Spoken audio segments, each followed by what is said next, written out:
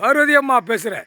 நீதி அரசர் எல்லா கோர்ட்டுக்கும் ரிப்போர்ட் எடுக்கிற அதிகாரி பூராமே கோர்ட்டுக்குள்ளே ரிப்போர்ட் எடுக்கிற அதிகாரி கொடுத்தாகணும் அப்படின்ட்டார். அதனால் கோர்ட்டு எல்லா ரிப்போர்ட்டு எல்லாம் அடித்து வச்சுருக்கான்ல, ரிப்போர்ட் எடுக்கிற ஆள் நியமித்து வச்சுருக்கான்ல அரசியல்வாதி.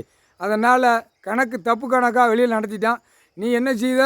ரிப்போர்ட் எடுக்கிற காவல்துறையிலேருந்து மேலே அதுக்கு மேலே ஸ்டெப்பாக இதுலேயும் பல லட்சக்கணக்காக டெல்லி டு தமிழ்நாடு வரைக்கும் ரிப்போர்ட் எடுக்கிற அதிகாரி இருக்க எல்லாம் கோர்ட்ஸு கையில் கோர்ட்ஸார் கையில் கொண்டு போய் கொடுத்துரு. ஐயா போட்டார், நோட்டீஸ் விடுற கணக்கு விட்டுக்கிட்டு இருக்காரு.